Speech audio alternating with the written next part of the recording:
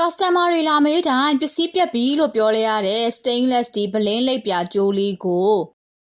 မရလိုက်တဲ့အမတို့ညီမလေးတို့အတွက်စုမြတ်ကဗီဒီယိုလေးရိုက်ပေးလိုက်ပါတယ်ရှင်အခုပြပေးထားတဲ့ကြိုးလေးကတော့လူငယ်တွေကြားမှာရေပန်းစားတဲ့ stainless steel ဘလင်းလိပ်ပြကြိုးလေးပဲဖြစ်ပါတယ်ရှင်သူကဒီလိုမျိုးလိပ်ပြ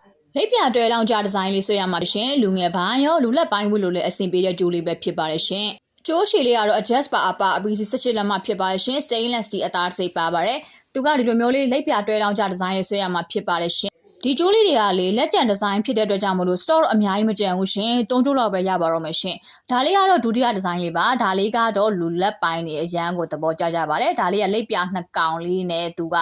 ခလက်မှာတန်ကြိုးလေးနဲ့သွားထားပေးပါတယ်ရှင်ဒီကြိုးလေးကတော့ရိုးရိုးရှင်းရှင်းကြိုက်နေတဲ့လူတွေအရန်ကိုအဆင်ပြေတဲ့ကြိုးလေးပဲဖြစ်ပါတယ်ရှင်ဒီကြိုးလေးကလည်းအရှိရကြိုးလိုပါပဲကြိုးအရှိ adjust ပါအပ PC 18လက်မှဖြစ်ပါတယ်ရှင်ကြိုးလေးတွေကလည်း stainless steel ဖြစ်တဲ့အတွက်ကြောင့်မလို့နေ့စဉ် daily အကျန်းဝင်ကြိုးလေးပဲဖြစ်ပါတယ်ရှင်ရေဆိုချွေးဆိုဘလို့ရှင်ရေမွေးကြိုက်တာထိလို့ရပါတယ်မြန်မာငွေ1000ကျော်လေးနဲ့မှာကိုက daily weight ကြိုးလေးတွေလည်းလိုချင်တယ်အကျန်းခံတဲ့ကြိုးလေးတွေလိုချင်တယ်ဆိုရင်တော့ဒီ stainless steel ဒီလိပ်ပြပလင်းကြိုးလေးတွေကအသင့်တော်ဆုံးပါပဲရှင်ဒီကြိုးလေးတွေကလည်း store လက်ကျန်လေးအရန်နေတဲ့အတွက်ကြောင့်မလို့မှားရုပ်ချင်နေဆိုရင်တော့စုမျက်စီမှာမြန်လေးမှာပြီးဖို့ကို request လုပ်ပါတယ်ရှင်ဟုတ်ကဲ့ပါအခုပြပေးထားတဲ့ကြိုးလေးတွေကို stainless steel လိပ်ပြပလင်းကြိုးလေးတွေကိုမှားရုပ်ချင်နေဆိုရင်တော့ချပေးထားတဲ့ Viber ဖုန်းနံပါတ်399453333658နဲ့မှာ screenshot လေးနဲ့တကွပြပြီးတော့မှာပေးလို့ရတယ်လို့ TikTok Messenger ကလည်းဓာတ်ပုံလေးပြပြီးတော့မှာပေးလို့ရပါတယ်ရှင်